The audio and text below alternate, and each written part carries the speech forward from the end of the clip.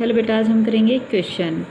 क्या राष्ट्रीय आय का अनुमान लगाने के लिए आय विधि की व्याख्या करें, इस विधि की सावधानियों को भी लिखें। या फिर आ जाए कि राष्ट्रीय आय को मापने की आय विधि के विभिन्न कदमों की विस्तारपूर्वक चर्चा कीजिए। या आ जाए राष्ट्रीय आय को मापने के साधन भुगतान विधि की व्याख्या कीजिए।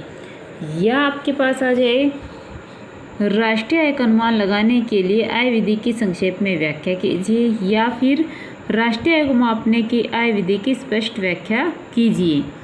देखिए ये कितना इम्पोर्टेंट क्वेश्चन है, लगभग हर साल आया हुआ है। तो मोस्ट इम्पोर्टेंट क्वेश्चन।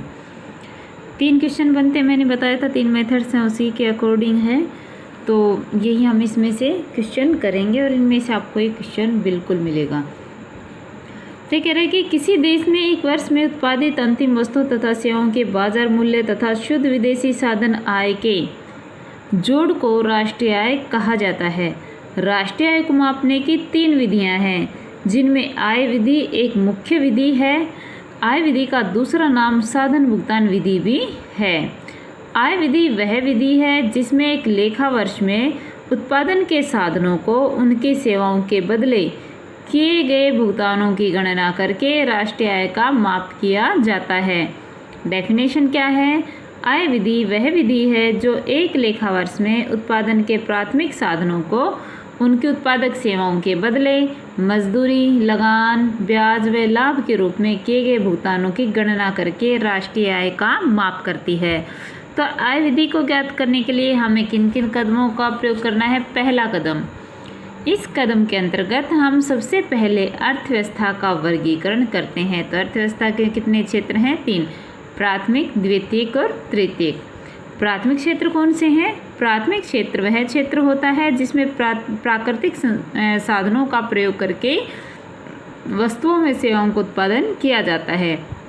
इस क्षेत्र के अंतर्गत कृषि, पशुपालन, खनन, वन, मछली पालन आदि क्रियाओं को शामिल किया जाता है। दूसरा है तृतीयक क्षेत्र। यह वह क्षेत्र होता है जिसमें एक वस्तु को दूसरी वस्तु के रूप में बदलने का कार्य किया जाता है। इसमें सभी प्रकार के उद्योग, गैस व बिजली आपूर्ति आदि को शामिल किया जाता है।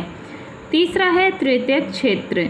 यह क्षेत्र सेवा प्रदान करने वाला होता है, इसलिए इसे सेवा क्षेत्र भी कहा जाता है। इस क्षेत्र के अंतर्गत बैंक, बीमा, संचार, यातायात, होटल व जलपान गृह तथा प्रशासनिक सेवाओं को शामिल किया जाता है। दूसरा कदम क्या है? दूसरे कदम में साधन आय का वर्गीकरण किया जाता है। साधन आय का वर्गीकरण हम निम्न प्रकार से कर सकते हैं। पहला, कर्मचारियों का पारिश्रमिक। इट मीन्स उन्होंने भी सर्विसेज दी, इसीलिए साधन दिए। तो ये कह रहे हैं कर्मचारियों को उनके श्रम के बदले जो भुगतान किया जाता है उसे कर्मचारियों का पारिश्रमिक कहा जाता है। इसके अंतर्गत मजदूरी, वेतन, अनुपूरक आय तथा अन्य किस्म के रूप में पारिश्रमिक जैसे रहने के लिए मकान, खाने के लिए भोजन और चिकित्सा संबंधी सुविधाएं आदि शामिल होते हैं। दूसरा है परिचालन अधिशेष। उत्पादन प्रक्रिया के दौरान उत्पादन के साधनों को उनकी सेवाओं के बदले प्राप्त गैर मजदूरी आय का जोड़ परिचालन अधिशेष कहलाता है।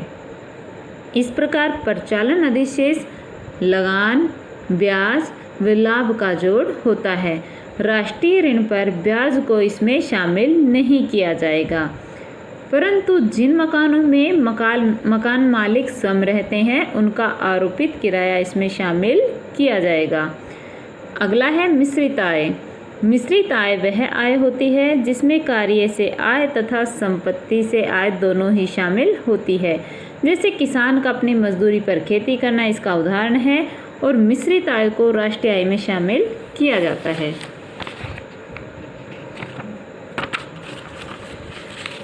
उससे आगे है शुद्ध विदेशी साधन आय। तो विदेशों से साधन सेवाएं देने से प्राप्त आय और विदेशियों द्वारा साधन सेवाएं देने से उन्हें प्राप्त आय का अंतर शुद्ध विदेशी साधन आय कहलाता है। घरेलू आय में इसे शामिल नहीं किया जाता, परंतु राष्ट्रीय आय में इसे शामिल किया जाता है। तीसरा कदम है, इस कदम के अंतर्गत हम राष्ट्रीय आय को ज्ञात करने के लिए सूत्र करते हैं। कौन सा? राष्ट्रीय आय किसके बराबर होती है? कर्मचारियों का पारिश्रमिक प्लस परिचालन अधिशेष प्लस मिश्रित आय प्लस शुद्ध विदेशी साधन आय। फिर ये कह रहा है कि बाजार कीमत पर शुद्ध राष्ट्रीय उत्पाद कैसे ज्ञात करेंगे। कर्मचारियों का पारिश्रमिक, परिचालन अधिशेष, मिश्रित आय, शुद्ध विदेशी कारक आय और अप्रत्यक्ष कर माइनस क्या होगा, आर्थिक सहायता इन मीन्स सब्सिडी। चौथे कदम में क्या होता है कि राष्ट्रीय आय मापने में आने वाली सावधानियों की व्याख्या करते कौन सी हैं। पहला, शेयर, बॉन्ड्स, ऋण पत्र आदि को बिक्री से प्राप्त आय को इसमें शामिल नहीं किया जाएगा। पुरानी वस्तु की बिक्री से प्राप्त आय को शामिल नहीं किया जाएगा। चोरी डकैती से प्राप्त आय को शामिल नहीं किया जाएगा। पूंजीगत लाभ तथा लॉटरी से प्राप्त आय को शामिल नहीं किया जाएगा।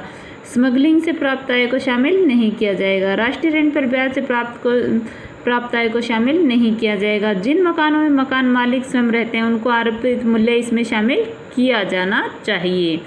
हस्तांतरण आय जैसे छात्रवृत्ति, बेरोजगार भत्ता, विधवा सहायता आदि से प्राप्त आय को इसमें शामिल नहीं किया जाएगा। तो ये तो थी हमारी आय विधि, और कैसे निकाली जाती हैं ये, इसको बेटा लर्न और राइट कर लेना। मोस्ट इम्पोर्टेंट क्वेश्चन है ये तीन। Thank you.